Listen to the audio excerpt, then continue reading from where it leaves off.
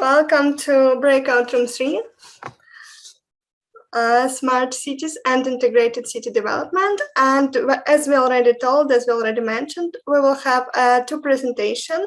First from Oleg Bondarenko from National Ecological Center of Ukraine, and the second from Maxim Terletsky from City Institute Lviv.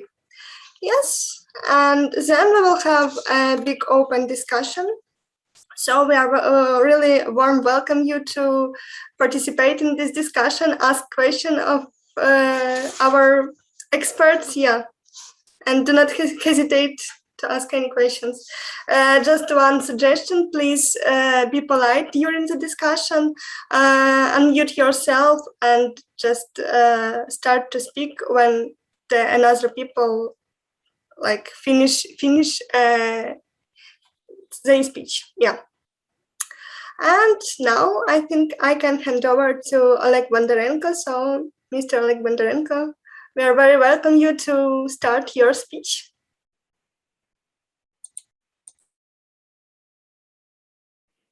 So the topic proposed to me for this evening is smart citizen, wise decision, sustainability. First of all, let me make short introduction before we dive thinking about ways to solve problem. We need to know them quite well. So in this presentation, we will try to understand the importance of sustainable urban practices, and probably we can learn more about their development, particularly in Ukraine.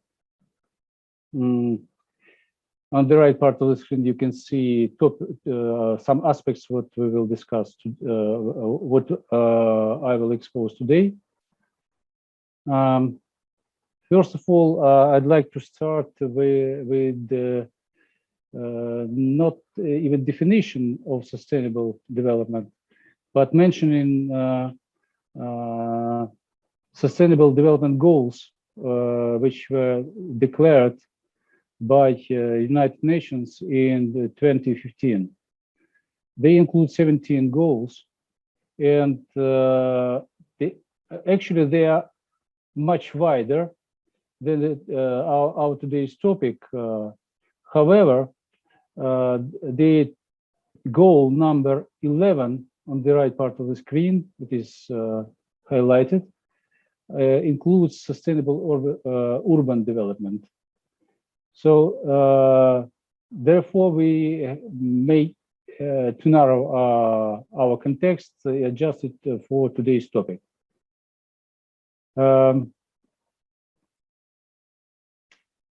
The general context is the following. Today, more than half of people live in cities. According to forecasts, by 2050, this number will rise more than 6 billion people, which is about 2/3 of humankind. So sustainable development in such conditions can be achieved without significant transformation of way we build and manage cities. It is clear. The rapid growth of cities in developing countries, particularly in developing countries, maybe first of all in developing countries, together with increase of migration from rural areas to cities, has caused the boom, and the figure quite interesting. In 1990, there were 10 megacities with more than 10 million citizens in them. However, 24 years later, we observe this number tripled, and these 28 megacities in these cities live about 500 million inhabitants, which is quite impressive figure. These big cities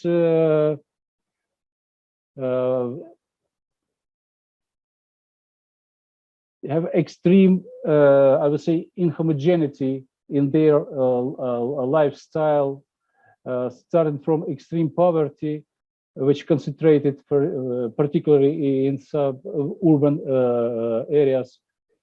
And it makes it difficult to urban authorities to accommodate growing population in such areas. Especially achieving security and sustainable urban development, providing safe and affordable housing, to modernize slums, etc., etc. First of all, we need to understand what are smart cities. Being extremely concise, because there are a lot of definitions, and it is no point to discuss in details all of them. But being extremely concise, smart city is interaction, sort of symbiosis between city and its inhabitants on the basis of most modern technologies. In order to understand, we consider some indicators which show us what is a smart city and basic pillars. Without them, the development of city to a smart city is not possible. So regarding indicators, there are a lot of international rankings for the definition or determination of smart cities. We don't consider all of them, but it is important to understand the indicators or criteria that determine this rating in the individual city. For example, most important among them, it is quality of healthcare, personal safety and security, mobility, productivity. This list is not exhaustive. You can sketch your own list, and you'll be correct in your opinion. Indicators are, I would say, most important motivators for people, which attract people to live in the city, to migrate to the developed city. On the other hand, we have pillars, which is basement of these cities. They are mostly, this is infrastructure. First of all, this human capital. Without enthusiastic, active people, it's not possible to imagine creation or building up these smart cities. This first of second, it is energy resources, which is absolutely clear, important, not debatable. The third part, of course, it is information, computer technologies, modern communication, internet of things, and whatever else in this area. And the fourth basement or pillar is technology.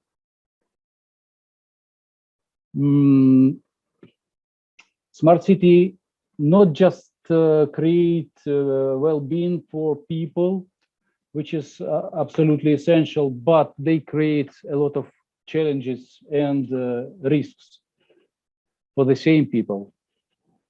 For example, there is risk because of ubiquitous digitalization, which is one of the pillars of smart city creation.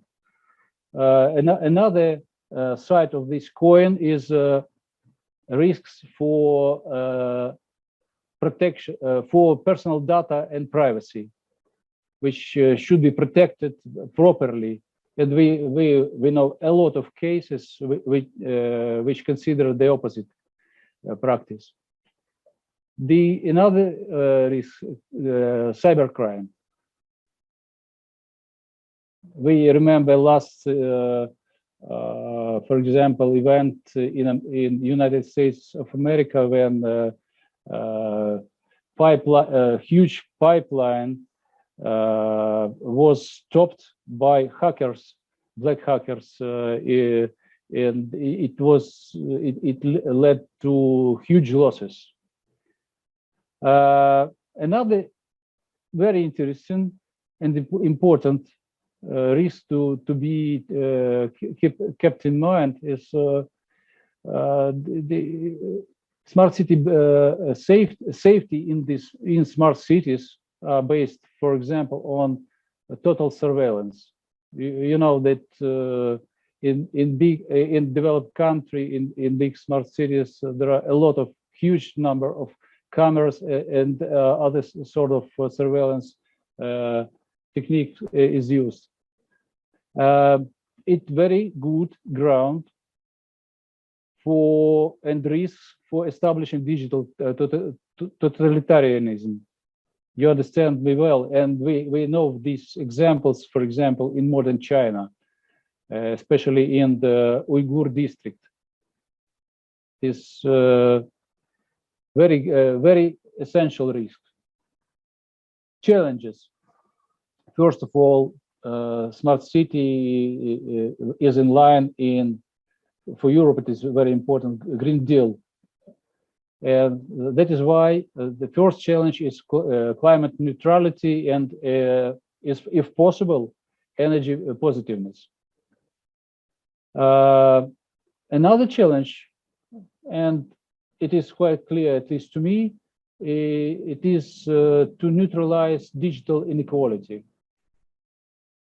And the last, at least in my list, is very interesting situation when the gradual dominance, we observe gradual dominance of virtual products over physical products in GDP formation. And it is a real challenge, but it is topic for separate discussion. European dimension. Actually, nobody knows exactly when this movement called the smart cities started, but what I found in open network in internet, this mentioning that smart city started in Los Angeles in 1970. In Europe, this initiative is believed started in Amsterdam approximately in 1994, when Amsterdam created a virtual digital city. It is first mentioning of this term on the territory of Europe. However, in mentioning the last decade, or even not decade, 5 years between 2014 and 2020, the European Regional Development Fund allocated approximately 15 billion directly to integrated strategies for sustainable urban development. It is very important, and it is just a single example. I understand that my colleague Maxim will expose in more detail Sparks project. So let me leave this page without any comments. So I leave it to Maxim. So I finish my presentation with my native city, Kyiv, and how much to what extent we can call it smart city. Concept of smart city in Kyiv was adopted in 2017. Since then, our city made significant progress on this path to innovation management. Particularly, we provided electronic procurement for public purposes. There is very interesting public budget, it is so-called public budget program, where any citizen can initiate own project. And we did it once. We initiated project, we won it, and we with help other people completed successfully this project. Electronic petitions, it is very widespread nowadays. So-called mayor office, where anyone of citizen of Kyiv can report, say, about potholes on the road or unclean garbage, etc. Single electronic ticket system provided in Kyiv, and a proper application. It is not embraced so far. This system has not embraced all the type of transportation, but it is a question of time. Doctor appointments, bill payment for communal services, etc., are quite spread, so it is no point even to discuss this. A lot of air quality monitoring system type, sort of citizen size type, have been widely developed in not only in Kyiv, but first of all in Kyiv. By the way, our team also successfully completed such project in Kyiv called Air Zoom, but it is a separate topic for discussion. Also, our team, it is interesting, participated in another UNDP Smart Garbage Bin project, contractor bin E, where we tested and demonstrated for 1 month so-called smart garbage bin with automated identification of type of garbage, automated sorting, and indication on the filling up of this bin. Very interesting result. Also worthwhile to mention that about more than 7,000 cameras just of municipal video surveillance system have been installed in the capital. And I once even demonstrated when people from this system showed me my car along 2 weeks on the road or on the roads of Kyiv. So quite impressive, but it is a sort of prototype of Big Brother eye. You understand me? Also, according to foreign guests of Kyiv, the cover of Wi-Fi in the center of the city exceeds many developed cities around the world. And I heard this not once, many times. Also in Kyiv, we have network of electric bicycles and electric scooters rental. And this business is rapidly developed at the moment. So I don't think what I exposed to you is exhaustive list, but we are in the process, and it is this process is exciting. Thank you very much for your attention. Yes, thank you, Oleg, for your presentation. And dear participants, if you have some question regarding this presentation, you will have opportunity to ask during our big discussion. But now it's time to present our innovative project from Maxim Terletsky from City Institute of Lviv, which called Sparks. So Maxim, you are welcome to present your project. Thank you very much. I will just share my screen and sorry. Can you see it right now? But it's not in a presenting mode yet. It's not in presenting mode. It's just a. I know, PowerPoint. Final step. Now it's okay. Yeah, it should be okay right now. Yes, it's okay. It's okay. Yeah, okay. So thank you very much for inviting me to this event. In this title slide, I also add Pavlo Sirotka, my colleague, because we have the same presentation presented in different sessions in breakout rooms. But I will speak today about Sparks in English mainly. So first of all, a few words about our city, about city of Lviv. As you can see on the map, we are located in the western part of Ukraine, like 500 kilometers from Kyiv, 400 kilometers from Warsaw. And yeah, you can just check on the map. We are the largest city in Western Ukraine with a population of 800,000 citizens.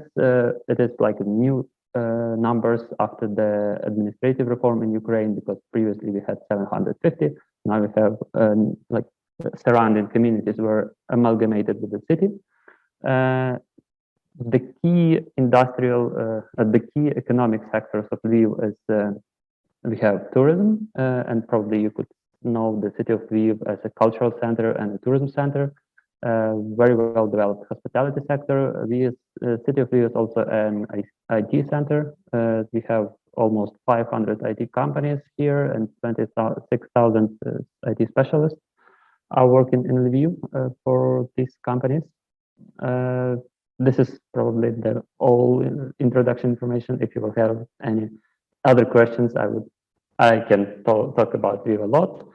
But now let's move forward towards the climate neutrality. This is a topic I will like. The Sparks is a topic related to climate neutral development of our city. But I would like to start from there, like kind of a retrospective analysis in Ukraine and the terms of Lviv development and in the context, in the Ukrainian context.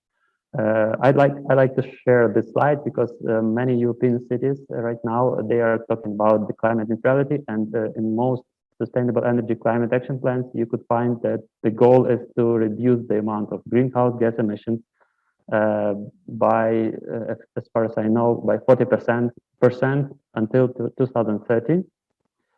We have situation in Ukraine, it's already minus 61.2% comparing to the data in 1990, because in 1990 Ukraine was very like a large industrial country with a huge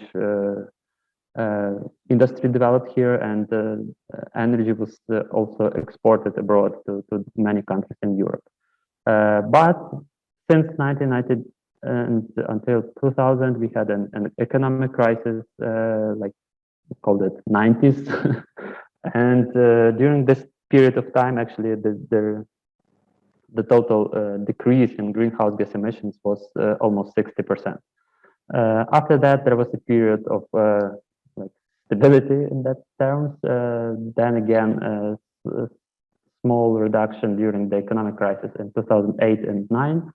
And also we had a decreasing of greenhouse gas emissions in Ukraine during the beginning of the war between Ukraine and Russia in 2013-14. Due to this reduction was caused due to the deficit of coal. That's why we changed in Ukraine. We prioritized nuclear energy to coal and to other greenhouse gas emission industries sources of energy to nuclear. That's why this also small but still reduction of greenhouse gas emission we had.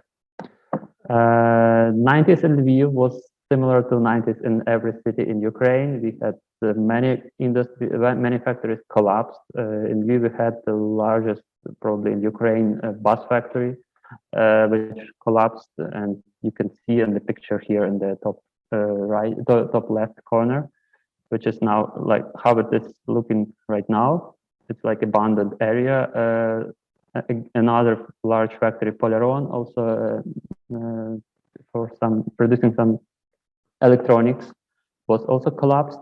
And on the map in the right side of the slide, you can see there is a area marked with the purple color, I would say, not the purple, maybe, but you can see that area marked. This is an area where like almost all factories were located there. It is now like abandoned area, which in our new strategic development way, it's called the belt of opportunities. So we would like to revitalize it, to change the function of these areas from the industrial point of view to more to office buildings, and to organize, like to develop ICT sector, tourism sector, and to make it more efficient, I would say, use of these lands within the city. This is a really huge area within our city.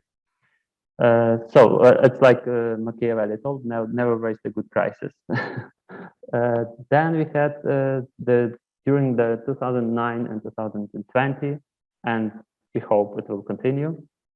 We had a very good cooperation with the international financial institutions in our city. So we cooperated with the European Bank for Reconstruction and Development, with the European Investment Bank, with the International Finance Corporation, World Bank, and other institutions.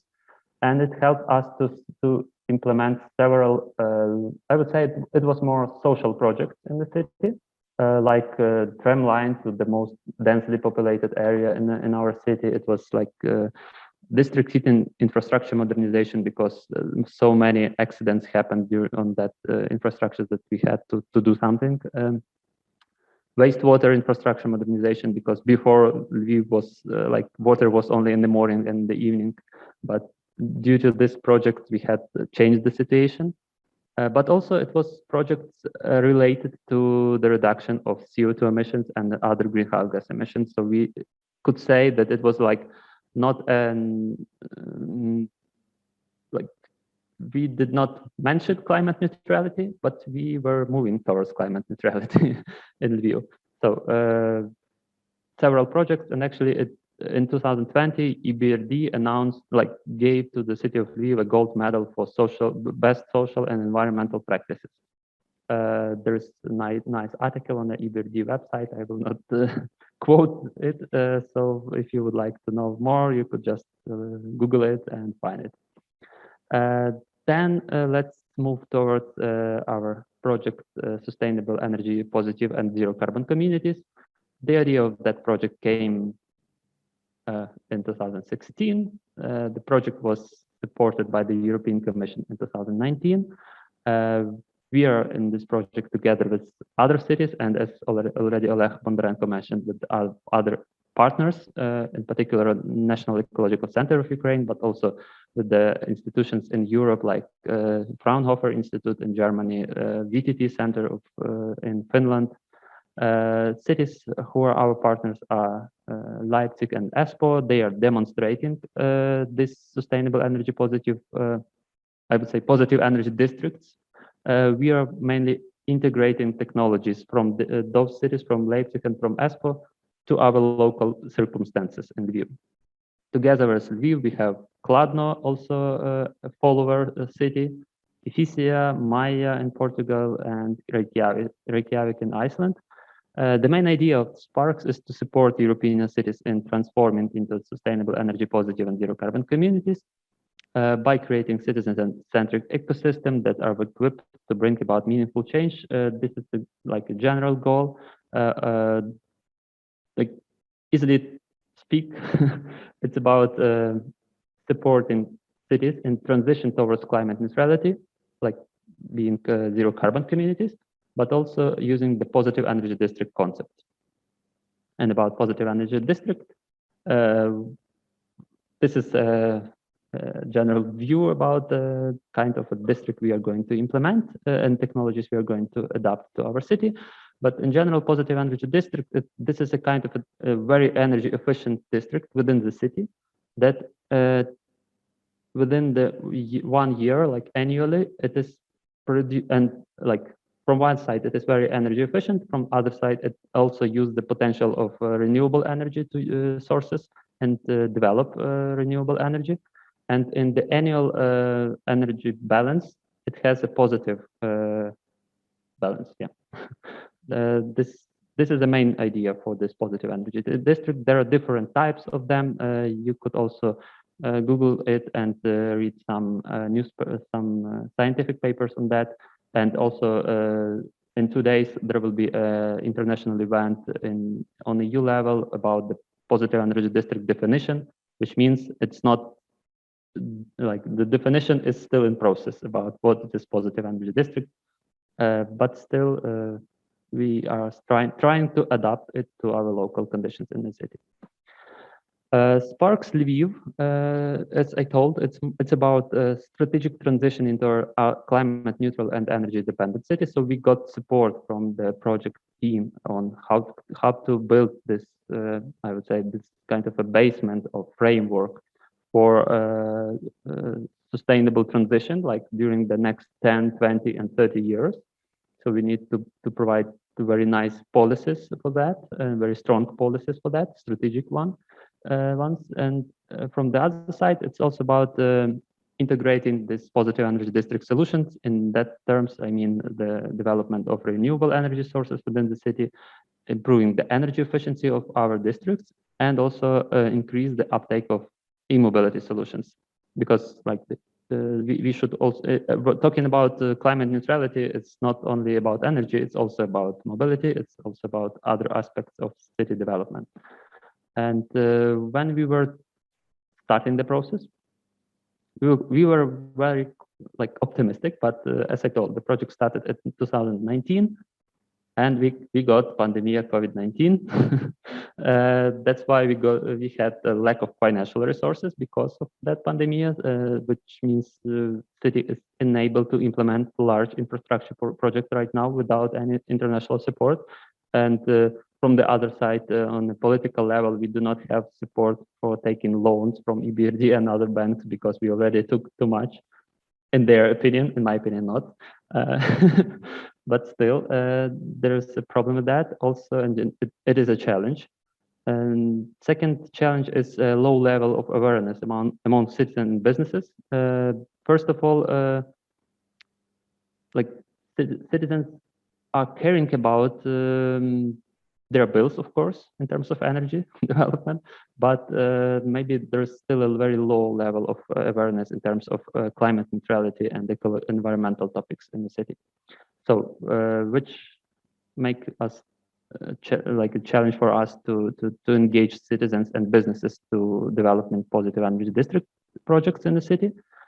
And without support from businesses and citizens, of course, we can't get enough support from politicians who are representing citizens and citizens mainly in the city. That's why this is also a challenge. And the last but not least is a lack of cooperation between the municipality and private service providers like electricity and natural gas. We have private companies in Ukraine that are operating in the city, and they are not very interested in cooperating with the municipality, which is just quite a challenge as well. But in terms of mobility, there are also state enterprise, Ukrainian railway company. There is a problem also in cooperation with them. They have their own strategy, which is not very linked to developing the electric mobility, I mean city train in the city of Lviv. And this lack of cooperation means the integrated urban development in Lviv is at risk. So it's also a challenge for engaging different stakeholders in the process of planning and implementing projects in the city. But still, what we are expecting to do, taking into account all these challenges, first of all, we concentrate our attention on the governance models and on the policy level. We created already a climate neutral and energy independent city vision of Lviv. I will explain you a few words about that later on the slide. And also we developed the implementation plan Lviv, which consists of several projects which we are able to implement within Sparks. And we expect that this project will still start the process for our climate neutrality development in the future. So first of all, about this climate neutral vision, in general, we decided that not only energy, as I told, is a key related topic to the climate neutrality, but also our special development is a very important topic here. It's about mobility, and climate neutrality is also about waste management. Our vision is zero waste, which is also we're trying to work on that. All this key strategic, like this general climate neutral and energy independent city is like a vision for the 2050.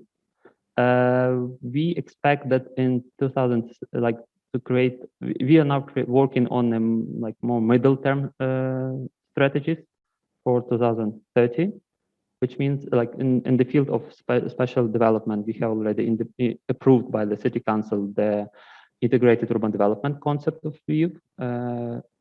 The main idea is to make a city of short distances and to intensify the development of city instead of make like the city should not spread around. It should use as much efficient as possible existing land. The second idea, like for the energy sector, the SECAP, our Sustainable Energy Climate Action Plan, is like in the process. So we still did not develop it, but we are going to have it in the end of this year. In the field of mobility, we have a Sustainable Urban Mobility Plan until 2030. So the sustainable mobility and the prioritization of public transport, pedestrian mobility, bicycles is like the main idea there. And for waste management, the main idea is zero waste. City started work on bio-waste collection and recycling, and there are several ongoing projects which will show that like kind of a leadership in Ukraine in this field. I hope so. So let's just see what will happen in the field of waste management in the future. But next several projects I will talk about, they will be mainly related to energy and mobility, because this project Sparks is concentrate the main attention on energy, because positive energy district, it's about renewable energy development, it's about energy efficiency, and it's about electric mobility. That's why we have this list of projects. Very small one, but still effective one. It's vouchers for businesses or for implementing energy efficiency measures. The flyer is in photo is in Ukrainian language, but I would just like to say that city is providing 100,000 Ukrainian hryvnias, very small amount of cost to businesses who are planning to, mainly small businesses who are planning to implement some energy efficiency measures or develop renewable energy for their needs. Second project is a special energy plan. This is like a sectoral plan linked to the integrated urban development concept, showing the energy the existing state of buildings in terms of energy, but also we are working on the creating the virtual, I would say, dimension of our infrastructure. But in terms of special energy plan, right now, City of Lviv is working we are talking only about heating energy, because the electricity, as I told, and gas are like private companies are operating there. They are not providing us data. That's why we can only use, can only optimize the management of heating energy within the city. Next project, I would say, but it's a huge program, actually supported partly by the municipality, partly by the state, on thermal rehabilitation of private and public buildings. As you can see, like before our multifamily blocks were like that in the upper slide, upper photo. After that, we provided some, like the municipality co-finance. This is a co-financing program. Some energy efficiency measures, and they were able to provide thermal rehabilitation, but not only thermal rehabilitation. Actually, this project requires also to provide a proper, better, I would say, monitoring of the energy and controlling, like they could operate within the building, because before it was like from the heating plant.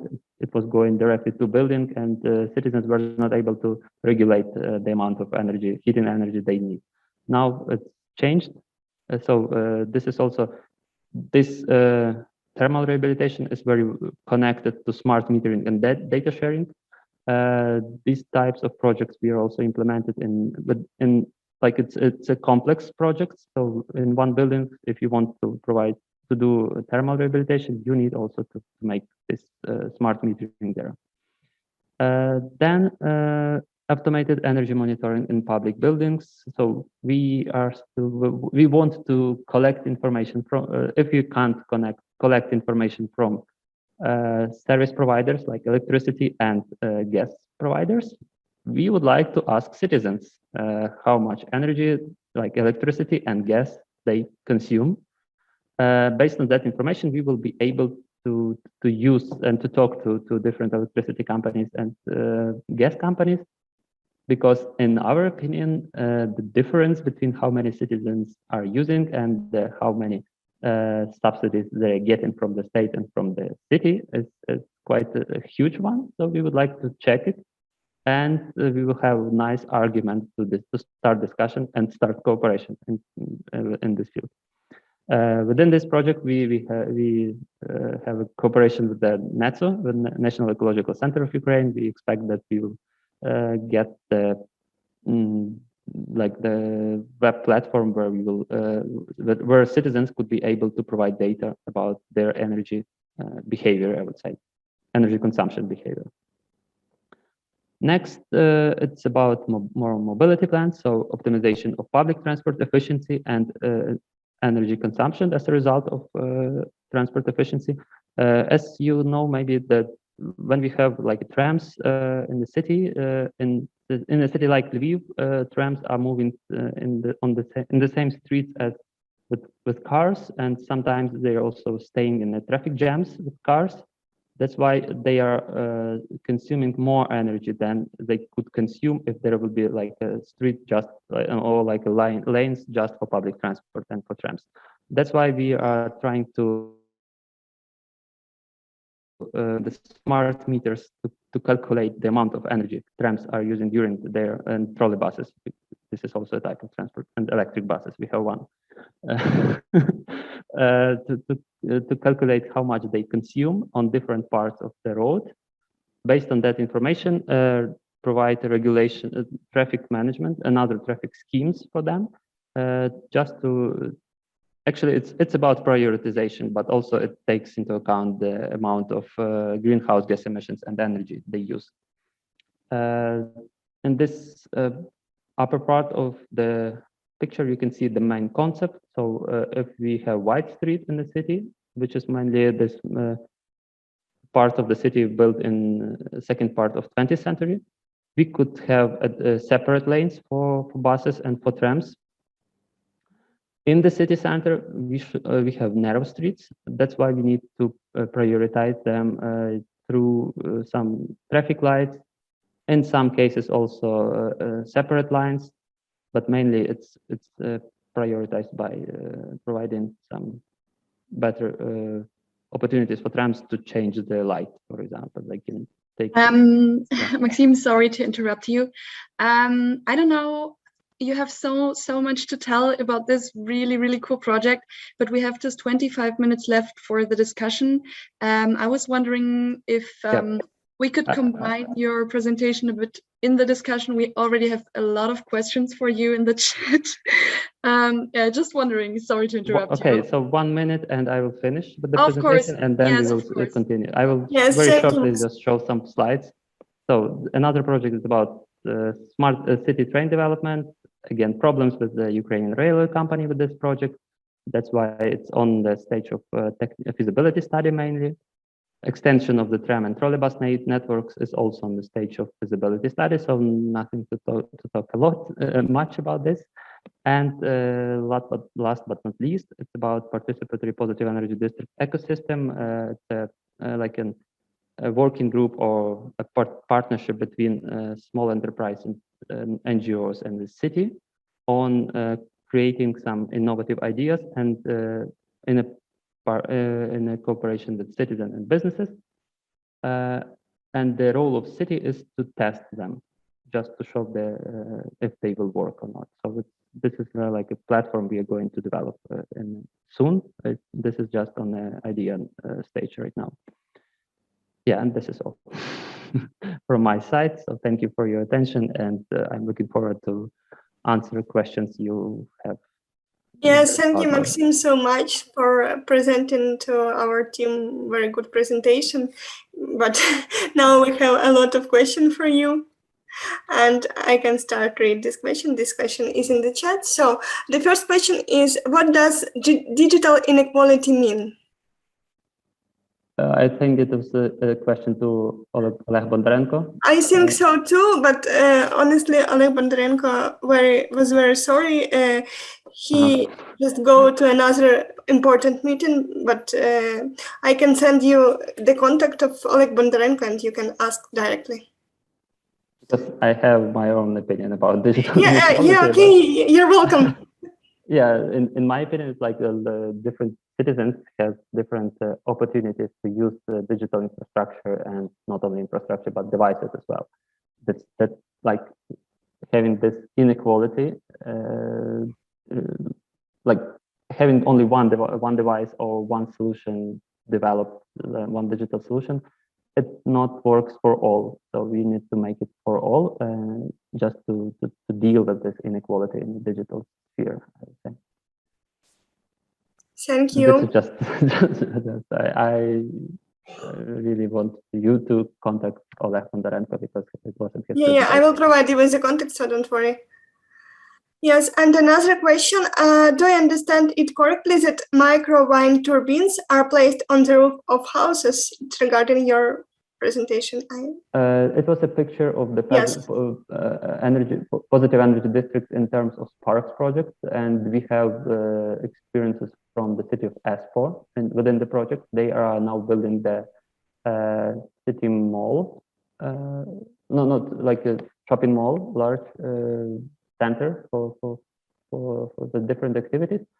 And as far as I know, that center actually uses wind energy as well for energy, like for their own needs.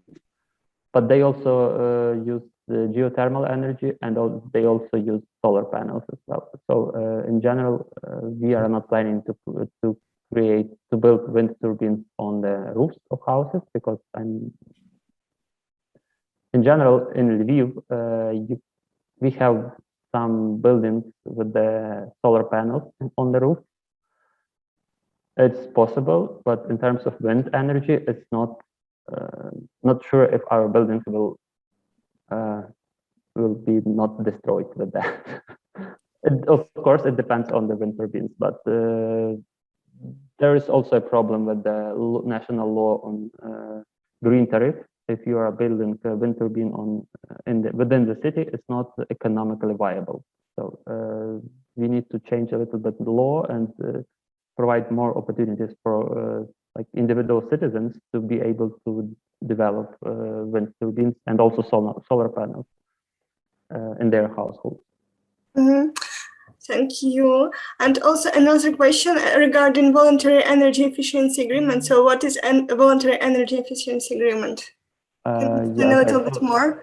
The idea of this agreements came to us from Finland as well, from the city of Espoo, but in general from Finland. This is a kind of voluntary thing. Citizens take some obligations on making their houses and their energy consumption, on reducing their energy consumption and make their houses more energy efficiency. But nobody can tell them to do that. Like they just decide to do that and sign this kind of voluntary agreement. And in Finland, it works probably like a real agreement, and you need to do something, otherwise you will be you can some other stuff to do. In Ukraine, it's more like also the idea of Oleg Bondarenko to our project, because this project is managed by the National Ecological Center of Ukraine. The idea is just to get those people connected to our initiative through this voluntary energy agreement. And yeah. But I think, Max, we based on the like on the different foreign countries that already have this agreement, like Finland or Not only Finland has it, of course. To us it came from Finland, but of course other countries also developed this kind of an approach because like private property usually in the world is very well how to say it. You can't do anything with that, and you can't say to citizens you should be energy efficient. But many citizens, like not many, but some citizens really want to be energy efficiency, and this is also a process, like the instrument that help you to regulate or even to monitor the situation in energy efficiency and implementing energy efficiency measures. And by using this agreement, you can tell that in 2025, for example, taking into account our own measures, but also take it into account this energy efficiency agreement which we signed with citizens, we can meet some goals for some districts, for example. That's why it's also very important to know the plans for citizens, what they are going to do in terms of energy efficiency. Yeah. Yes, thank you so much for your reply.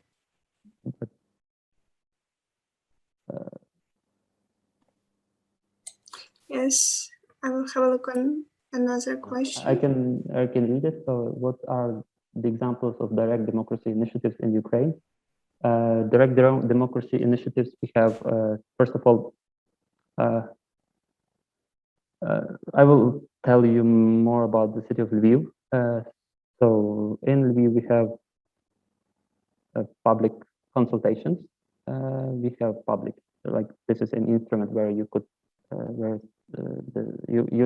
for example, you want to apply some policy, to approve some policy, you can go to citizens and organize this public consultations, and everybody could tell and talk about that and discuss it. This is not very formal, I would say. In terms of more formal instrument, it's about public hearing. It works mainly with the development project. When you are going to invest in some area in the city, you need to organize public hearings formally to discuss it, and citizens can write to stop the process. This is kind of a direct democracy, I would say, in terms of city context. But also there is an opportunity for citizens. Maybe it's not a very direct democracy, but still, it's when the people could vote for. We have like part of our city budget is a public budget, and citizens could vote for different projects in the city they would like to support. And after that, after they voted for that, those projects who collect the most vote, the biggest part of votes, can have an opportunity to. Like municipality has to make it, has to do that project. You can write on the city hotline about some problem in the city related to some maintaining the area within the city, and also the local government has to respond for that and do something with that. We have also such instrument as like you can just write to different offices like a letter, official like a letter, and sign it. And also this is kind of a information, like if the person is writing to the city that something is bad and she would like to change it, and it is according to the law of Ukraine, for example, then the municipality has to change it. Otherwise, they have to provide the information that it is against the law, for example. This is kind of an instrument of like a power of citizens in the city of Lviv. But there are also many different initiatives we are organizing in Lviv as well. Like we have, the name is Майстерня Міста, which is Ukrainian language name. This is an event, like a huge festival in the city where citizens could directly come to the different events, and together with other citizens and the city council and other experts, I would say. First of all, discuss some policies, but also start and do something for the city, like create a bench, for example, and install it in a park, or plant some trees or other stuff based on the activities we like. Mainly, it is driven by NGOs and the city, and other citizens are just engaged and participate in all these activities. Yeah, and also there is opportunity to be a member of the NGO, and each office of Lviv City Council has like a supervisory board with the members of different NGOs, and they are deciding what strategic development should be provided by this office for the next year, and every year they have meetings with different institutions and discussing. Yeah, but I could.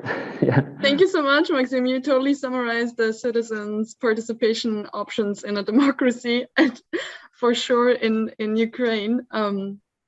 That's perfect. We have one more question from Panagiotis. I hope I pronounced this right. In relation to the first presentation, I would like to ask whether an attempt has been made in Kiev to measure the level of sustainability through the indicators provided by the Sustainable Development Goals.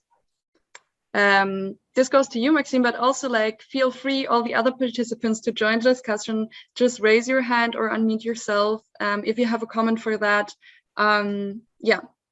I have an answer, but about Lviv, not about Kiev. No, totally, you go. I just want to for sure invite also like Katrin and Jana and Felia. Please like raise your voice if you have to say something.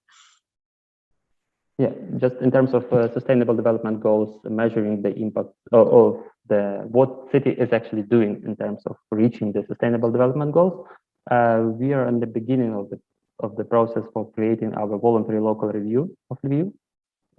Probably you maybe know this is an initiative from the United Nations Habitat, but also from the UN in general on like creating this voluntary local reviews on how the city is achieving sustainable development goals.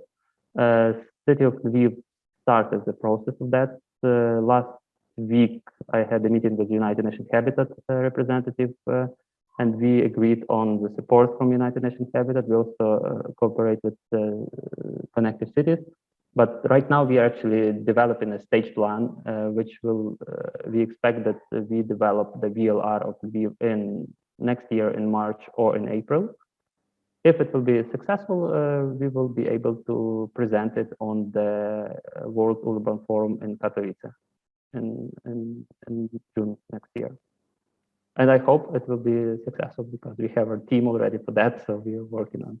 And we started from the analyzing our existing strategic documents, how they are linked to the Sustainable Development Goals. One strategy is now under the development, and which is so.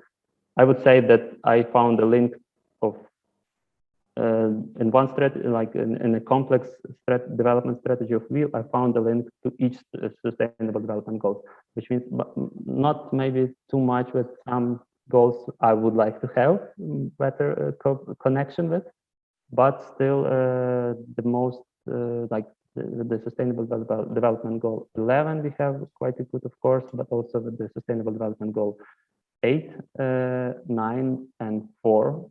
And during the last 3 years, we invested a lot of costs in medicine, like the health sector in Lviv.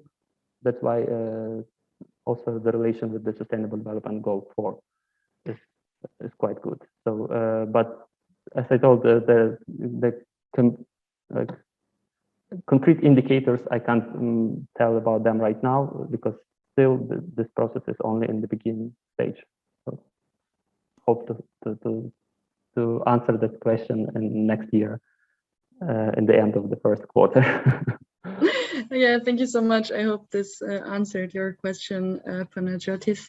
Yeah, just I was wondering what all of you are thinking about the future of a sustainable living in Europe. also, of course, Ukraine and Kiev, as we have focused on that. I just wanted to ask and make a short round and hear from everyone maybe a few words, just what your ideas for the future are, what do you think is important? Yeah. Does anyone want to start? I see Frank Kalbeck, you're already here. Yes. Yeah, I'd be happy to start. I think I have very good experiences with platforms where on the internet where people can contribute with ideas and on different issues. And this is working very well in Switzerland. And yeah, I think it's a good way of strengthening direct democracy. Yeah. So participating via new tools, digital tools, and making futures more sustainable. And I thank you for that. Katrin, what about you? What do you think? Yeah, for me, it's a lot about participation as well, but also about the environmental effect. So yeah, just having like enough like green spaces in a city and just make like cities quite livable and like, yeah, just yeah, with like fresh air and like all those stuff we discussed earlier on. Thank you. Anyone else? Panagiotis, you have already asked a question, but what do you think? Yes, hello to everyone. I'm Panagiotis Voulelis. I'm from Greece, Athens. Sapco is my company. I'm an urban planner. What we're trying to do is we use sustainable development goals and their indicators. We have a new methodology in a local level. As all we know, the problem is that sustainable development goals and the indicators is not for a local level. So this is a problem not only for the Europe but for the other countries. I have already 3 projects which we are trying to measure sustainability with indicators. It's very important because we can find where is the problem exactly, and we can help the problem. This is what we have to do. And we help the municipalities to take the good direction to the sustainable development. So we have a methodology. We have 3 projects in Santorini Island. I think that all of you know Santorini. Also Lesbos Island, and also in Paleophalliro. And I think in 3 or 4 months we will be able to present our methodology. For me, it's very important to combine sustainable development and also smart cities. I have some projects. I'm project manager of Thesis. Thesis is the first smart parking project in Greece. So I truly believe that sustainable development and smart city is something that we have to combine. Okay, a sustainable city must be a smart city, but smart city sometimes is not a sustainable city. So I think that we have the theory, but it's very important to proceed to the implementation of the meaning of sustainable development. Thank you very much. Thank you very much. This sounds super interesting. Also, all of you, feel free to share your contacts in the chat. So Panagiotis, like if everyone wants to know more about SUPCO, and I see Maxime already shared things to connect and also network. Yeah, I don't want to force anyone, but maybe Corinna or Jana or also Marcos, you had a question in the chat. If you want to say something, please go ahead and tell us about your visions for a sustainable future of Europe.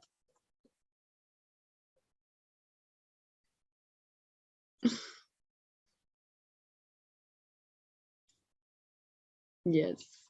No. No one wants to speak up, but I think I have a question from Marcos. Oh, Marcos, you're here. Hello. Hi, Can you hear nice me? to see you. Yes, of course. Yeah, I made a question because I didn't see anything about waste management into the presentation from Sparks. Is anything you thinking about, or because probably, as you know, one of the goals we want to reach inside the European Union is the minimum percentage of recycling we have for the waste and the municipal waste. I think the minimum for 2030 is like 65. I don't know what is the numbers there in Ukraine, but here in Spain it's very bad. So. I was not mentioning about the waste management because this is not a part of the Sparks project, but we take into account it as like one of the key strategic areas in terms of climate neutral development of the city of Lviv. I could say a few words about waste management in Lviv because I'm now developing a project proposal to the European Commission about circular systemic solutions in the city of Lviv. Yes, in general, what we already have is, first of all, the context of Lviv. There is no landfill in Lviv. We are the city with, we are actually selling, no, not a selling, but actually we are paying to different other municipalities for collecting our waste after we had the strategy on our landfill in 5 years ago already. Starting from that time, we actually invested a lot of money for building a new like a factory for like rotting the waste. It's about rot, but also we had this zero waste initiative, and within this process we decided that first of all we would like to decrease the amount of bio waste in the city. We have calculated that 65% of waste collected in the city is bio waste. That's why we started the composting station in the city. It's a municipal company. They are making compost from organic waste collected from citizens. We also collected a lot of waste during this summer because of, unfortunately, climate changes in the city of Lviv. So we had quite huge thunderstorms and many trees were breaking, and that's why we had a lot of bio waste and organic waste. But also that compost is used for gardens in the city and for other nature-based solutions in the city. This sorting and composting the organic waste we started last year. Right now it is like this is the best practice in Ukraine, but still it's not. It was created to be able to compost 4,000 tons per year of bio waste. Now it's only around 400,000, I guess. Okay, I don't remember the concrete number, but still, this is in the process. The citizens are not paying right now for providing waste to organic waste for collecting. So that should motivate them. Not yes. No, one of the reasons of my question is because sometimes when we are talking about smart cities, I see like a smart city very focused on the technology we are creating, we are using, and I think we have to be to get more engaged to the citizen in using this technology, because we can create a good technology, but the people don't use it. We cannot reach the goals we want, no? And sometimes we forget that the people. So we need to create not only technology, we need to create some kind of awareness or consciousness to the people to motivate them for recycling and so on. In this case, for the compost, obviously, for example, we can encourage people to have a small container in their houses for organic waste. But need to facilitate that to the citizens. We need to facilitate the content. We need to facilitate the information. Why it's good to do that? So a kind of motivation as well. So I think that's something we need to think about as well. A part of the technology we're creating. Yeah, of course, I agree that sustainable and integrated urban development is actually participatory urban development. So, Yeah. Otherwise, I agree, because I was also engaged in the city of Rio on reconstruction of one street. Like we made the first, I would say, attempt on participatory planning of street reconstruction, and it actually made the project much better than we had it, like usual projects before, without participation of citizens and all stakeholders. So I definitely agree with you that engagement of citizens is a core aspect of each project you are implementing in the city. Because, and also you should not only, because if you are implementing without citizens, it's like you are doing something for citizens, and if you are doing it like engaging citizens, you are doing it together with citizens, and they even will maintain it better after it will be created, because it was developed together with them. So it's also very helpful. Okay, I just shared a link of my project here. I'm performing here in Spain. At the moment, it's very locally, but the idea is to have to collect all the information about where the people can go for recycling the waste. This is all very, very interesting. I wish we had more time. I would like to expand it to the other countries in Europe. So. Oh, this is so nice. Yeah, please share your contact. We actually cooperating with the city of Valladolid in Spain within the Circular City Development Project. So yeah, just share the contact, and probably I could later on contact you with the cities in your country, and those project managers. They are also interested in citizen engagement in terms of for different recycling, and they are dealing mainly with wastewater, but still I think they will do some other works in Valladolid related to that. And also, if you have good solutions for the city like Lviv we have here in Ukraine, we are very interested in getting to know more about them, and probably. Yeah, I know here in Spain there are many municipalities sharing that data through the open data websites. So and I am getting the information from that. So. This sounds like good networking here. I'm really happy about it. But unfortunately, we have to come to an end. Panagiotis already left us. So thank you for this discussion and all your contributions. We will gather your ideas and bring them to the Conference on the Future of Europe. Right now, I'm putting a link in the chat. It's a Google Doc where you can find 3 simple questions about our session, and also once more about your wish for the future of Europe. It would really help if you could fill it out.